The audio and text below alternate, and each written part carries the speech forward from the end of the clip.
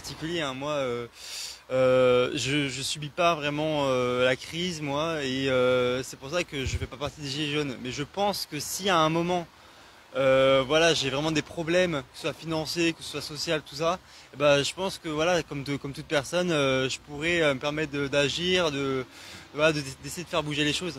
Donc voilà, c'est mon point de vue là-dessus. Écoutez, on est très content de vous avoir entendu. On a eu des explications relativement précises, nettes et rationnelles. Du coup, je disais que, en fait, je pense que la plupart de la population n'est pas directement impactée par toutes ces réformes. Soit elles sont impactées par ces réformes et elles se disent que c'est perdu d'avance, ou soit elles ne sont pas directement impactées et elles ne peuvent pas savoir ce que c'est et elles ne se permettent pas d'agir. Donc moi, je disais, si un jour je suis vraiment impacté par les réformes qu'il y a en ce moment, donc voilà, des effets néfastes sur ma situation financière, économique ou sociale, là je pourrais vraiment agir. Mais voilà, je pense que tant qu'on n'a pas connu voilà, des gros problèmes, on peut pas savoir et on peut pas agir normalement. Donc on a eu un petit problème de son. Je vais essayer de revenir aux premières questions. Ça commence à revenir dans ma tête. Donc ça concernait Zelensky par vidéo interposée, j'allais dire. Il a discuté avec les gens du monde du cinéma. Au Festival de Cannes, il a été très applaudi. Alors qu'est-ce que vous pensez de ce genre de situation? Alors déjà, moi, une première chose, je pense que c'est une bonne chose parce que pour avertir la population sur ce qui se passe dans le monde, c'est très important. Mais d'un autre côté, je pense qu'il ne faut pas confondre les deux. C'est-à-dire que le cinéma, c'est vraiment culturel. Je pense que quand on va au cinéma, quand on regarde des œuvres, vraiment des très bons films, c'est vraiment pour se vider la tête, c'est pour pas penser à tous les problèmes qu'il peut y avoir dans le monde. Donc là, lier les deux, à savoir le cinéma et la politique, donc en plus avec une actualité pas très joyeuse, c'est une mauvaise chose, je trouve. Faut pas mélanger les deux. Voilà. Ouais, ça c'était la première question. Deuxième question, c'était, ouais, en fait, le conflit en Ukraine. Ouais, en fait, qu'est-ce que vous pensez de la situation actuellement? Êtes-vous plutôt pro-ukrainien ou pro-russe? Voilà, Moi, quel est votre avis là-dessus, sur ce conflit? là, j'ai encore deux avis parce que d'un côté, on a le côté russe qui passe pour les méchants. Ça, je pense qu'ils ont toujours passé pour les méchants, mais c'est pas une nouveauté, hein. Parce que quand même, envahir un pays souverain, c'est quand même grave au niveau social. Et d'un autre côté, on a quand même l'Ukraine qui passe pour un pays résistant, qui tente de résister malgré tous les assauts russes. Mais voilà, en fait, je pense qu'on ne sait pas tout. Je pense qu'il faut vraiment se renseigner sur les centaines d'années d'histoire qu'il y a eu entre les deux pays. Voilà, j'ai entendu dire dans des articles que voilà, l'Ukraine avait quand même avait un passé russe, la Russie avait un passé ukrainien. C'est quand même très difficile pour nous de se projeter là-dessus. Donc voilà, j'essaie de garder mon avis pour moi, j'essaie de m'informer le plus possible et de voilà, de pas donner d'avis, pas donner d'avis aux autres et de pas changer la version des autres. Alors, bon, on va terminer par une petite question. Qu'est-ce que vous pensez de la résistance actuellement? Nous, entre autres, on est là tous les samedis, mais Ouais. pas spécifiquement à ce rond-point, puisqu'on en fait trois à la fois. Est-ce que vous pensez que c'est utile? Parce qu'en fait, on fait un travail de colibri, évidemment. Ça ne représente pas grand-chose, mais on atteint quand même quelques centaines de personnes dans la journée par les tracts qu'on distribue. Est-ce que vous pensez qu'un mouvement de très grande ampleur pourrait arriver dans les mois qui suivent en France? Est-ce que En beaucoup de France, gens vont se réveiller? en France, Oui. c'est-à-dire un point de vue militaire. Ben, pas seulement au point de vue militaire, parce qu'on sait très bien que la situation est très orageuse. Tout peut exploser à tout moment. Le pouvoir d'achat va se casser la figure suite aux événements de ce qui se passe en Ukraine. Au niveau de la nourriture, déjà, on savait que ça va être plein de problèmes. On sait aussi que le chômage, ben, il va certainement pas diminuer, bien au contraire.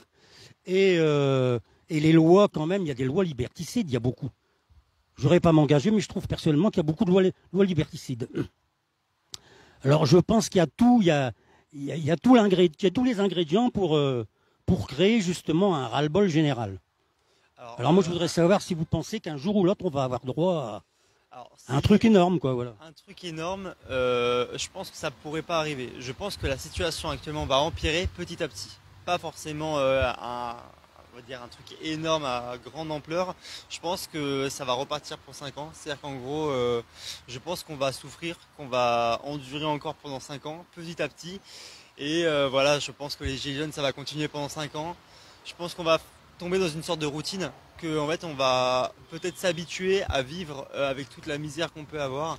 Mais je pense que voilà que on va dire la population française ne va pas forcément se bouger vraiment pour changer les choses, parce qu'avec ce qui s'est passé cette année, les élections, tout ça, je pense qu'on a accepté notre destin de ça va repartir pour 5 ans sur voilà les mêmes lois, sur les mêmes textes, sur la même situation, et que voilà on va pas réussir à faire bouger les choses avant les prochaines élections. Ouais, c'est vrai que ça fait peur ce que vous me dites là.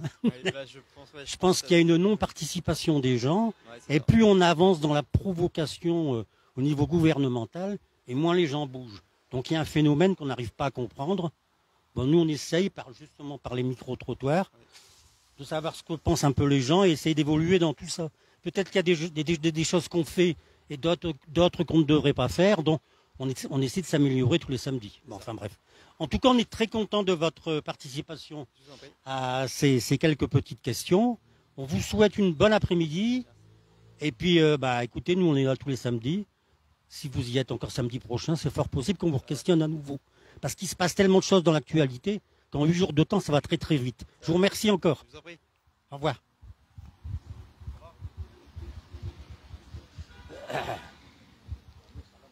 Ah là là, monsieur, dame. Est-ce qu'on peut vous questionner sur quoi? Surtout la situation en Ukraine internationale, la situation en France, tout ce qui se passe. C'est pour... on est les gilets jaunes. Pardon? C'est fatigant. C'est fatigant. On est fatigué. Ouais, fatigué intellectuellement, tout. Tenez, c'est le micro. C'est pour vous parler. Mais vous pouvez parler ou pas, c'est comme vous voulez. Est-ce que vous voulez être vu? 1, 2, 3. Est-ce que vous voulez être vu? Parce que si vous voulez, on vous filme pas, Vous n'êtes pas filmé pour l'instant. Si ça vous dérange pas, on vous filme. Vous êtes les gilets jaunes? Ouais. On fait un micro-trottoir, voilà. Ah, il n'y a plus grand monde. Si, chez nous. Ouais. Ça a diminué un peu, mais ça va revenir. Hein. Vous savez, presque 4 ans de bataille, ça use quand même un petit peu l'organisme. Ah, il y en a qui lâchent parce qu'ils peuvent plus, quoi. Voilà. C'est pas évident de tenir. Hein. Enfin, on n'est pas là pour nous. Hein. On n'est pas là pour les gilets jaunes. On est là pour savoir justement l'opinion et l'impression des gens, vu tout ce qui se passe. Et par exemple, au niveau international avec l'Ukraine et la Russie, qu'est-ce que vous en pensez de ce conflit? Pas grand-chose. Tout ce que je sais, c'est que je pense que c'est pas notre guerre déjà. C'est loin. Quand il y avait d'autres guerres en Afrique, à droite, à gauche, on n'en parlait pas, ou on n'en avait rien à foutre. Et là, l'Ukraine, je sais pas pourquoi, on a l'impression que ça fait partie de l'Europe. Voilà, ça c'est mon impression. Et encore, l'Europe, moi j'ai pas voté pour l'Europe. Les Français n'ont pas voté pour l'Europe. Non, c'était 55% contre, je crois. Oui. 55% contre. Ils n'étaient pas d'accord. Ouais, c'est Sarkozy qui a passé ça au-dessus de...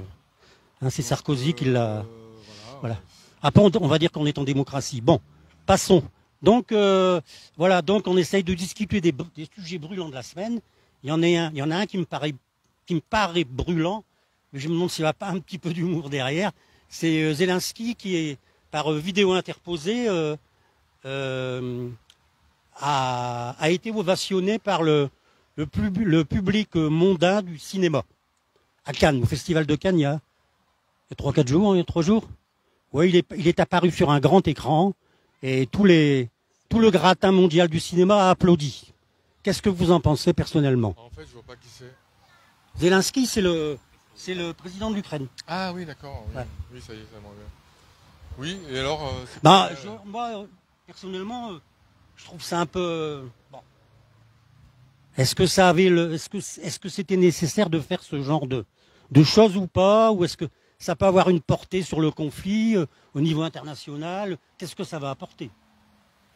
Je sais pas du tout. Là, moi, je fais pas de politique du tout. J'observe quelque chose. J'écoute de temps en temps à la radio.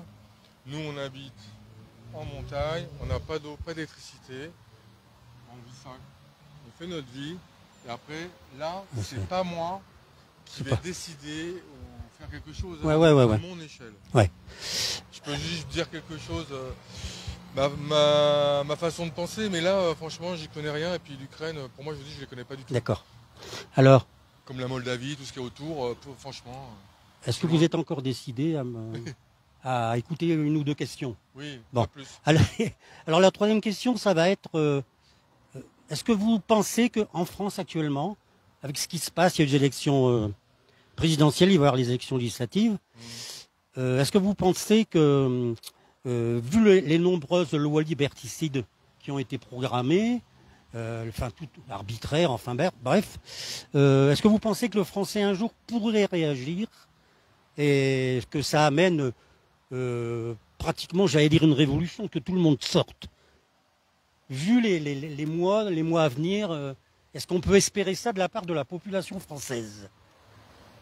Non, je crois pas, non. Elle va pas se bouger parce qu'elle a un crédit, il faut vivre, il faut manger.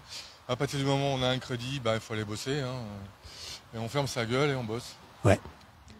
Alors, une dernière question, justement, qui concerne les élections présidentielles. Qu'est-ce que vous en pensez? Qu'est-ce que vous pensez de la réélection de Macron? J'ai pas grand-chose à dire. La seule chose que je peux vous dire, pour vous donner un petit aiguillage, c'est que j'ai voté à partir de 20 ans et c'est la première année où je vote pas. D'accord. Et je voterai pas non plus. Pour les législatives. Je vais reprendre ma jeunesse où je votais pas avant et j'en avais rien à battre. Ouais. Je pense qu'il y a beaucoup de gens actuellement qui sont dans cette mentalité-là parce que plus personne croit ce système, hein, à mon avis. Hein. À mon avis, je crois que ce système est en train de prendre l'eau. Hein. Mais bon, ça se cassera pas la gueule. Hein. De toute façon, faut pas rêver. Hein. J'y crois pas non plus. Tous les gens de la classe moyenne et au-dessus et basse classe moyenne, ils ont leur portefeuille, leur petite vie bien remplie. Pour eux, ça tourne. Hein. Ouais. Il n'y a qu'en dessous que ça va pas. Non, mais en dessous, de toute façon, sont habitués un peu plus ou un peu moins. Bon, c'est toujours les mêmes qui trinquent, de toute façon. On s'en fout, de toute façon, on ne sait même pas ce que c'est. Ouais. Par contre, il me semble que Porte de la Chapelle, les squatteurs qui sont dans les tentes à la Porte de la Chapelle, ça fait déjà une génération ou deux générations. Il me semble qu'il ne se passe rien. Ils sont toujours sur le trottoir.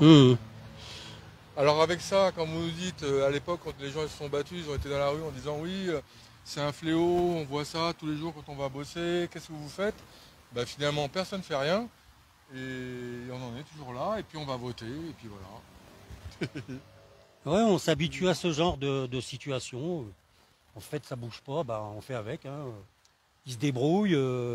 Dans le 6e, on s'habitue à tout, même au pire, j'allais dire actuellement, c'est un peu ça. Hein. Je pense que par rapport à tout ce qu'on peut entendre, tout ce que le gouvernement peut faire, je pense qu'on s'habitue au pire. Mais ça n'est qu'une réflexion personnelle. Hein. Donc, nous, on est un peu surpris par tout ça. Hein. Il faudrait ne rien avoir pour pouvoir se bouger.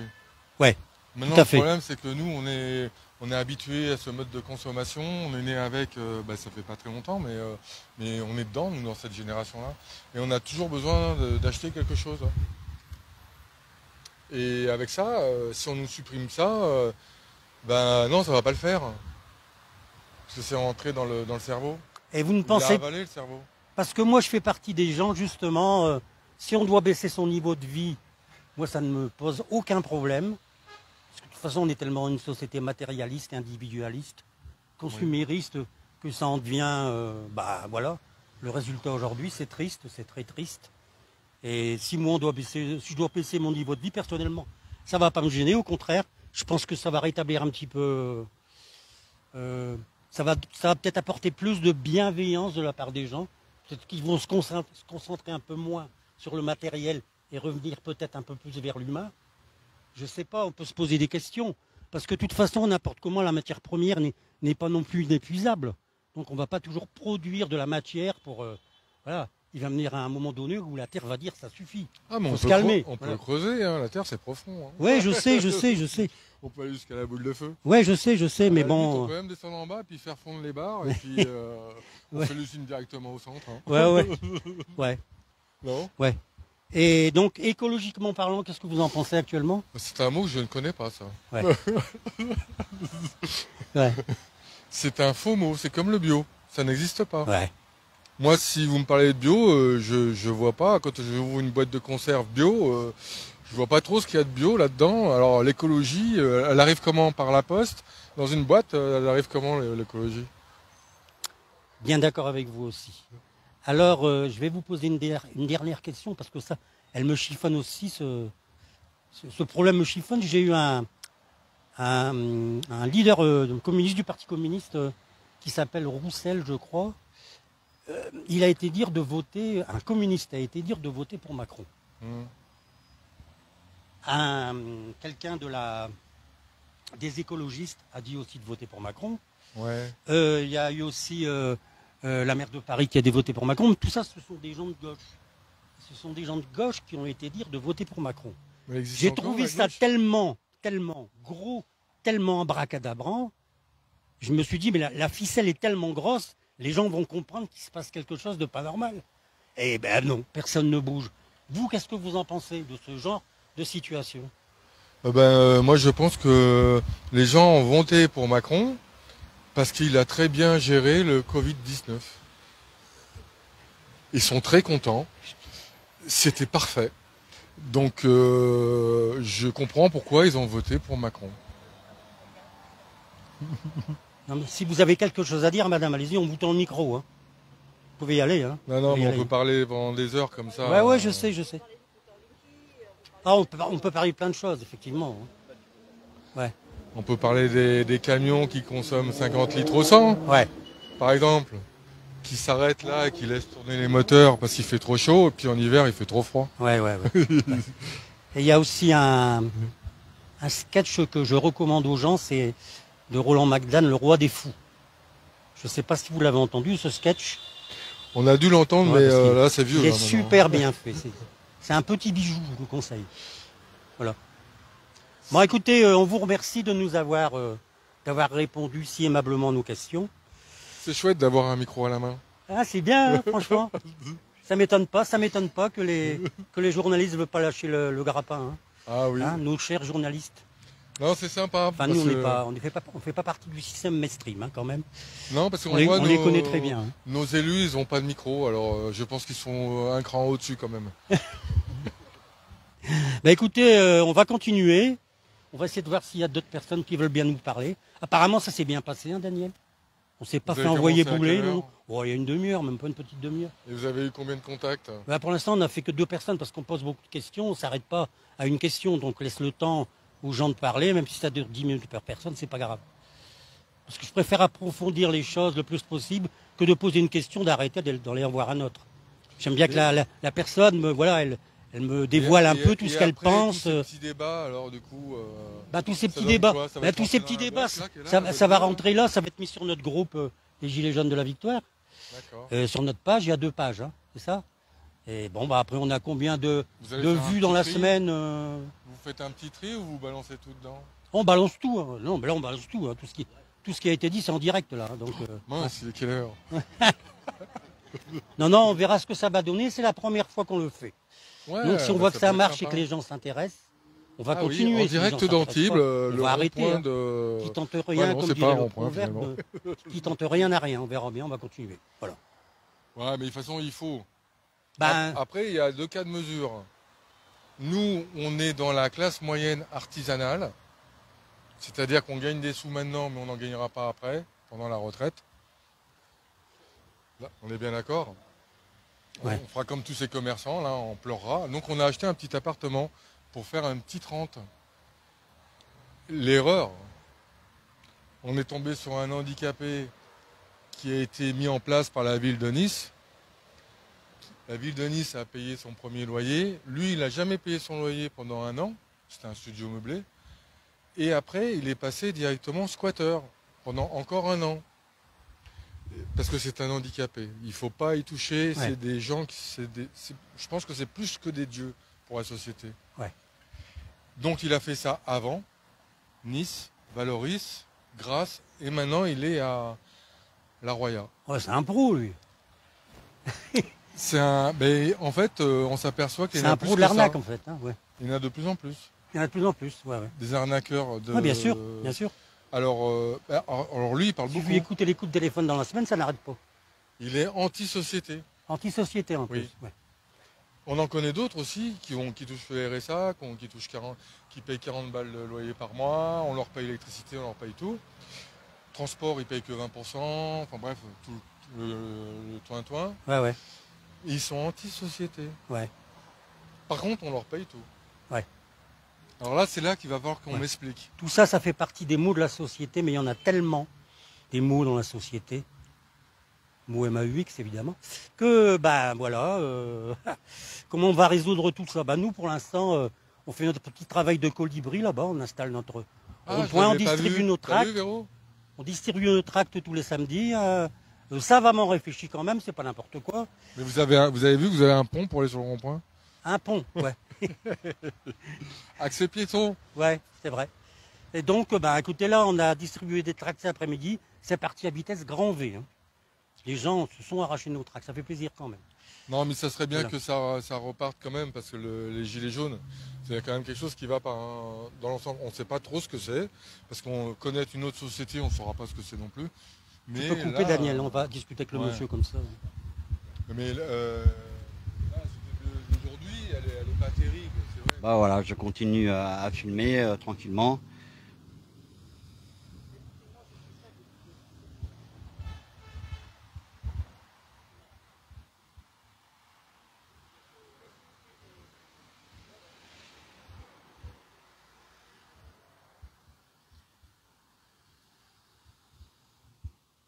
Voilà, donc c'était aujourd'hui un petit micro-trottoir pour les citoyens du rond-point de Provence à Antibes. Aujourd'hui. Coucou Eric, je te vois. Et donc on essayera de renouveler ça régulièrement pour donner l'avis des gens. Vous voyez que c'est assez hétéroclite, un peu d'avis différents, de gens qui ont des choses à dire.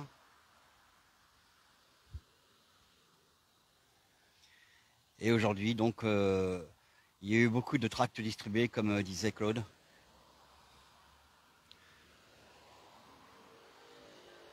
Et on a toujours les gens qui nous disent nous apporter leur soutien. Et pour les élections présidentielles, qu'est-ce que vous en pensez? Parce qu'il y a des complotistes qui disent ouais, il y a de la triche, les appareils qu'on utilise pour les bulletins, c'est qui s'appelle Dominion, ils trafiquent avec ça. Macron qui est repassé, ça a surpris beaucoup de monde. Donc voilà, qu'est-ce que vous en pensez de ces élections présidentielles? Un peu louche. Un peu louche, ouais. C'est ce que beaucoup de monde dit, effectivement. Beaucoup de monde pense qu'effectivement, ces élections, ça a été un petit peu truqué. Alors, et dans les mois qui viennent, est-ce que vous croyez encore à une révolte du pays, c'est-à-dire que des millions de gens sortent dans la rue, en ont marre? Est-ce que vous croyez que ça peut encore arriver en France ou pas, ça? Il faudrait, mais je ne le pense pas. Malheureusement, oui. Malheureusement, beaucoup de gens disent ça, mais c'est dommage, parce que si on vient pas à ça, ça va être terrible. Voilà. C'est vrai. Ouais, mais ce que vous dites, c'est ce que beaucoup de gens pensent en réalité. Hein. Élections truquées, les gens ils bougeront pas, même si c'est le pire qui arrive, parce que le pire va arriver, probablement, et personne bouge. Voilà. Bah écoutez, on vous remercie. Peut-être la dernière question, qu'est-ce que vous pensez de Zelensky qui a été montré en vidéo au Festival de Cannes et que tout le gratin mondial du cinéma a applaudi? J'ai pas fait attention. Même si vous ne l'avez pas vu, est-ce que vous trouvez normal qu'un dirigeant de pays passe au Festival de Cannes quand il y a une guerre et que tout le gratin mondial... Non, c'est pas normal, voilà. Ça n'a rien à voir. Ouais. On ne doit pas mélanger politique. C'est ce que beaucoup de gens ont dit comme vous aussi. Ça me rassure parce que beaucoup de citoyens se rejoignent sur les réponses, c'est vrai. Après, j'ai pas mon avis à donner. Hein. Moi, je pose la question. Des gens avec de mauvaises intentions derrière, parce que j'ai vraiment vu et revu des mouvements citoyens qui étaient pris en otage par des forces qui ne sont pas, vraiment la voix du peuple. Et qui, ouais. Je pense que vous voulez peut-être nous parler un petit peu des mouvements d'extrême droite. Type Azov en Ukraine, parce qu'il y a des mouvements nazis. Oui. C'est une réalité, on nous l'a montré, c'est du factuel. C'est quand même assez inquiétant, je veux dire. Donc, oui, tout ça n'est pas très bon non plus, mais enfin. Ouais. Je pense que c'est un petit peu une épine dans le pied de l'Ukraine, mais enfin. Après, c'est vrai que la Russie attaquait un peuple souverain. Bon, il y a plein de questions qui se posent, voilà.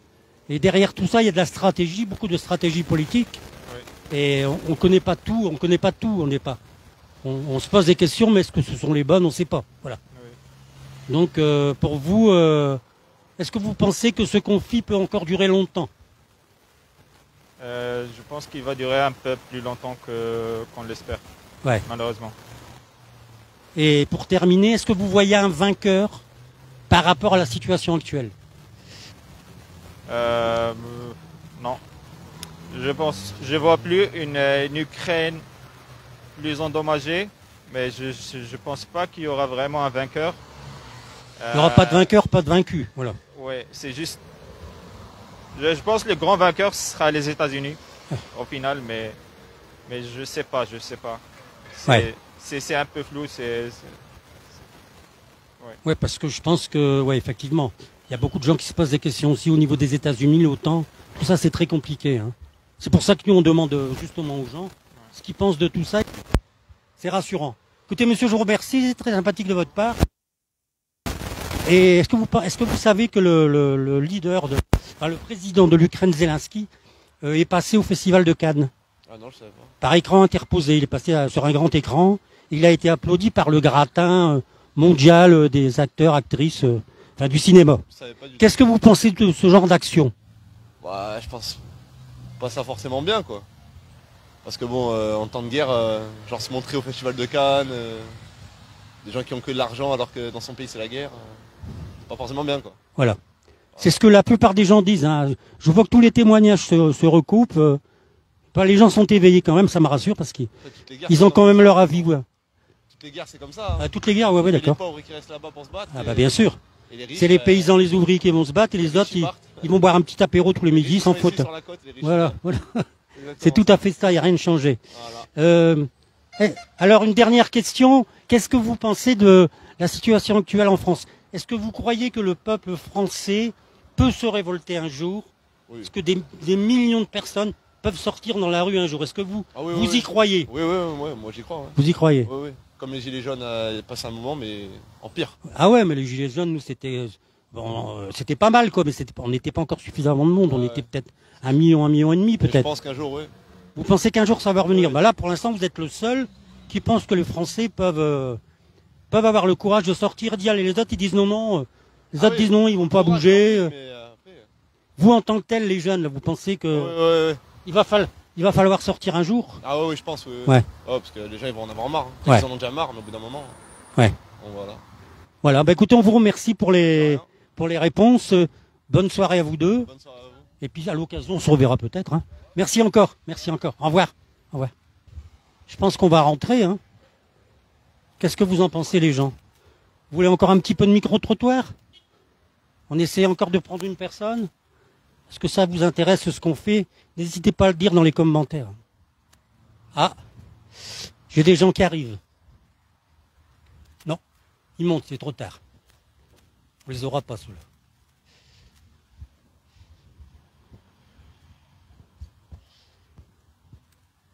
Ben voilà les gens, on a fait ce qu'on a pu. J'espère que ça vous aura plu. On essaiera d'améliorer un petit peu chaque samedi, de regarder un petit peu les points qui sont faits. Mais je pense que ça peut être une bonne initiative. Et vous n'oubliez surtout pas de donner votre avis. C'est très important. Voilà, ben je vous dis à bientôt. Prochain micro-trottoir, donc samedi prochain. Mais ça sera pas à Antibes, ça sera à Mandelieu. Cannes-la-Boucotte, très exactement. Bonne soirée pour vous et bon week-end. À bientôt. Et on lâche rien. Salut.